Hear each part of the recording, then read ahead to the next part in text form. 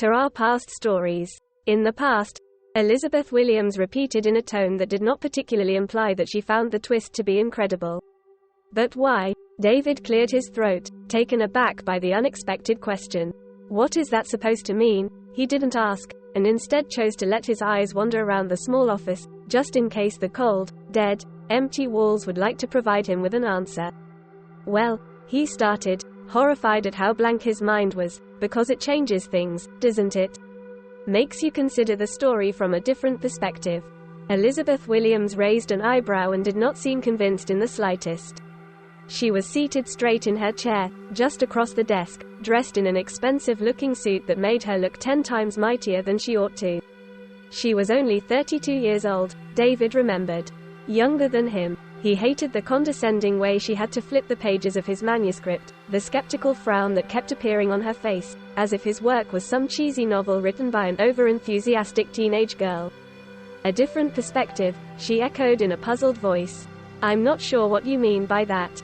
David wasn't sure what he meant by that either, yet that was the truth all the same, wasn't it? That was the purpose of a twist, to make you sit back on your seat and take a breath and go, wow. I hadn't thought of it this way. I didn't see this coming. It wasn't any deeper than that. Somehow, he couldn't bring himself to give that answer to Elizabeth Williams. You see, Anna, the protagonist, he tried, well, she thinks that Jasper is doing all of this horrible stuff to stop something even more horrible from happening. She thinks it's justified, but then, it turns out that it was all in the past. That it already happened. That it's all just a quest for revenge. Said Elizabeth Williams.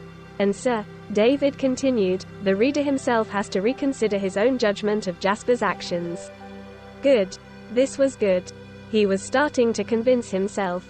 It is meant to force them to take a step back, along with Anna, and think hard about how we tend to caution things that are simply unacceptable. The goal is that they finish this chapter with the feeling that they have learned a very, very important lesson. Do you see what I mean?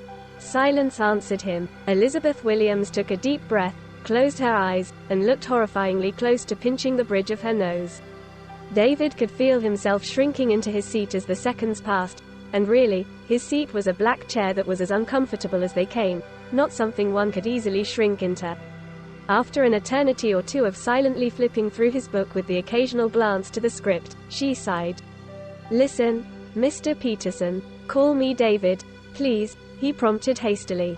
He had told her that from the beginning of the meeting, though she had simply ignored him. My name is David. Yes, I know. She seemed openly annoyed now. It is written on the very first page of your book, David James Peterson. However, I do not make a habit of calling my clients by their first name. A stern glance. He could feel himself redden, though, God, she could have used a bit of cheerfulness. Everyone at his job called him Dave, and that didn't stop him and them from being very professional when needed. So, Mr. Peterson, she resumed, I wouldn't say that your book does not have any potential. There are some good ideas, and you write well. But with all the unnecessary drama, the useless plot twists and the shaky characterization, I do think that you wrote it without thinking very hard about what you truly wanted to say. Please come back to see us when you have reflected on that. We'll be able to move forward much faster. She got up and opened the door with one hell of a fake smile plastered on her face. That bitch. Asterisk. Eliza. Came the booming voice just as she was getting her daily dose of caffeine at the vending machine. Elizabeth spun around, ditched her empty cup in the bin next to her and did her best to smile pleasantly at her boss. Mr. Peterson, what can I do for you today?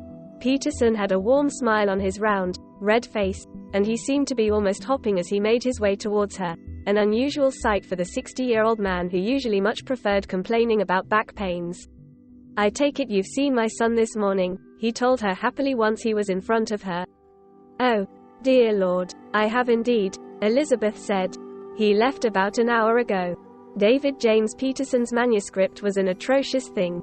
The man was lucky to have magic with words, because good God, that plot of his was a crime against humanity. His so-called book would never have made it to her desk if not for his father owning the publishing house. She tried explaining that to said father, but her words fell on deaf ears. Peterson walked her to the cafeteria, pretended to listen patiently as they paid for their food, and raised a hand to shut her up as soon as they were seated. "Listen, Eliza," he told her while engulfing his roast chicken almost all at once, "I hear you. The book's not perfect. But that's what you're here for, aren't you? Dave's writing is fabulous. That's the hard part, the part you can't teach. Figure out the plot with him and it'll be a hit. We have tons of books that would be hits if I spent half the time I would have to spend on this with their authors. Remember a prayer to the devil? Give me 2 months and that book is a bestseller. I'm not saying that it would be impossible with David. I'm just saying it'd take me well over a year. It's just not worth it." Peterson smiled. Elizabeth had to swallow down the sudden lump in her throat. "Please don't," she thought. "Please don't. I have so many interesting projects going on right now, great authors with a story to tell, and your son has nothing to say at all. You're a great editor, Eliza, you really are. You have a gift for uncovering the gold in a story everyone else would have thrown to the trash. Do what you're best at. Spend a year, 2 years, 10 years on it, I don't care. I know you can make a #1 bestseller out of that book, and I want you to do it." He waited for them to leave the cafeteria before leaning in towards her ear and whispering, "Who knows what could happen should you succeed? I might be so impressed I train you to take over when I retire." Asterisk. She was so obviously being coerced into it, it was painful. Quite a bit vexing, too. His book might have been a little cliché, but it certainly wasn't that bad. He had a 3-act structure, somewhat fleshed out characters. He had a dedicated document for each of them on his laptop, for Christ's sake, and a lot of surprising plot twists. Wasn't that enough for her? That day, Elizabeth Williams was wearing tight blue pants that hugged her thin legs, and an immaculate shirt. Her blonde hair was artfully twisted in a weirdly good-looking bun, and she was wearing a reddish lipstick that made her look like a college student. She looked insolently young. She looked like she was entirely inexperienced and never to be allowed to judge his book. Especially this harshly. "I don't see what's wrong with that goddamn twist," he groaned. "Why do you even keep coming back to that?" To be fair, she had printed out a long list of other things he would have to change, which apparently was his entire story, before addressing the topic. The list was laid out right in front of him, an ugly little document 20 pages long. She didn't seem interested in any of the bullet points written on there. All that mattered was that it was all in the past. Plot twist, for some reason. Something about not throwing gold into the trash, even when it feels very tempting, she said. Lord knows we can't afford that with your story. For the life of him, David could not figure out why his father described Elizabeth Williams as hands down the best editor he had ever seen. She flipped the pages of the manuscript again, seemingly reading some lines at random. She had given him back the script itself, saying that it was of no use since they would have to reshuffle it entirely. So really, without any guiding thread to the events of the story, he had a hard time seeing how she hoped to make relevant suggestions. Maybe, he started, but she lifted her head at the same time and did not appear to care in the slightest that he was trying to speak. How did you get the idea for that twist? When did it happen? What were you thinking? Was it always meant to happen at this point in the story? He opened his mouth and found himself at a loss for an answer. Who cares? He wanted to say, but truthfully, he knew better than to ask that question. How did he get the idea, anyway? David couldn't remember. He had had to deal with so many elements at the same time while writing that he had forgotten why half of the contents of his book was there in the first place. He had made a document at some point, written out all of his ideas, and then he had fit them all into the story as best as he could. The result was pretty satisfying in his eyes. Elizabeth Williams obviously did not share that opinion. He truly was unable to pinpoint the exact reason why it maddened him so much. I do think it was always meant to happen at that moment, yes, he chose to answer.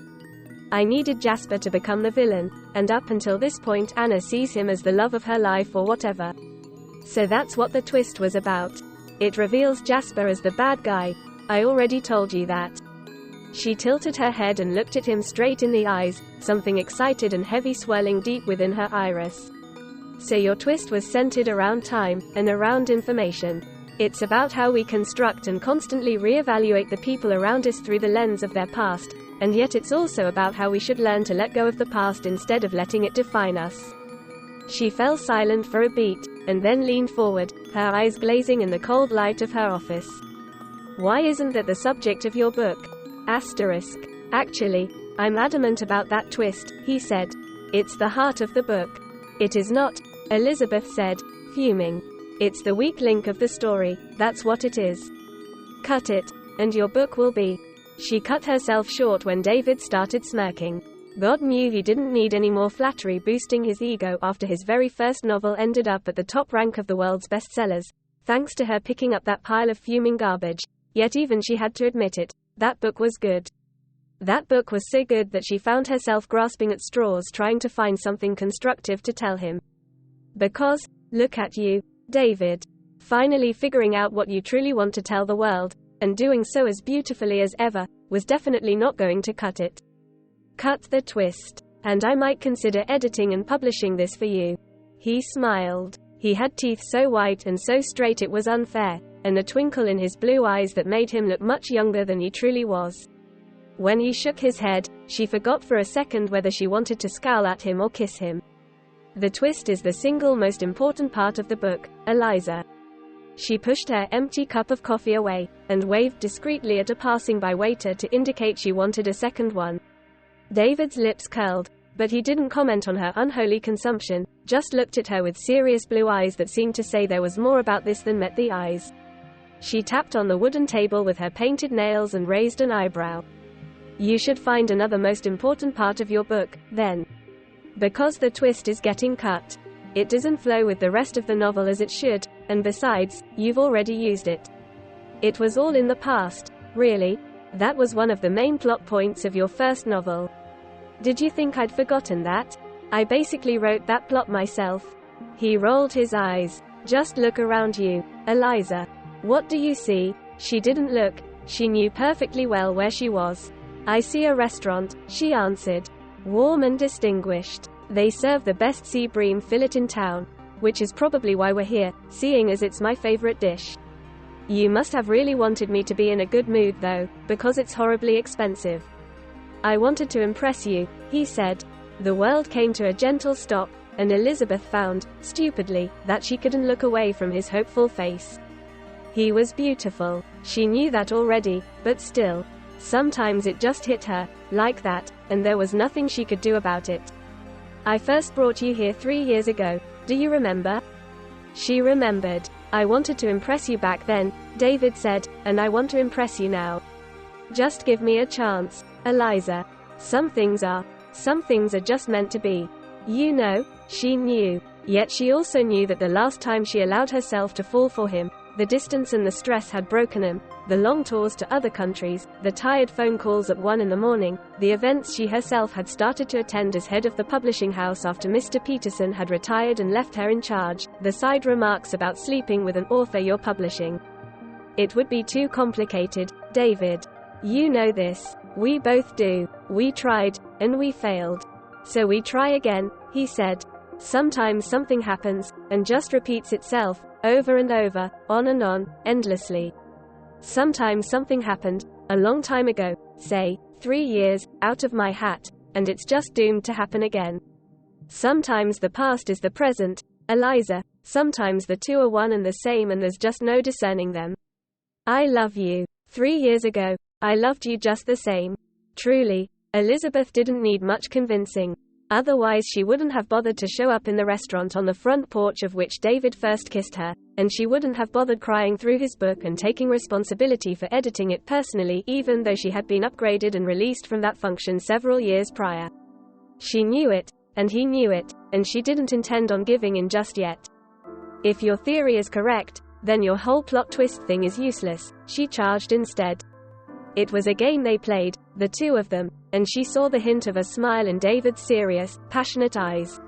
So why are you clinging to it so harshly? It's dragging your book down. My book is about you. I wrote it for you.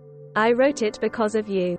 I wrote it with one point in mind, and that point was the past, our past, becoming our present again. It's not dragging the book down, Eliza, it's the very central part of the story. Discovering that it was all in the past. Discovering that it doesn't matter. If our past is our present and future, we'll try again. And then we'll fail. Is it worth it? To find you again? To have to go through all the stages on your bitchy, holier-than-thou persona before you allow me back in again? To hate you and admire you and love you again?" He smiled. How could it not be worth it? Eliza. Outside, she heard the rain start falling, tumbling harshly on the paved streets and the thick sunshade of the restaurant. The sound was soft, soothing, and it felt like maybe a new beginning, or a turning back.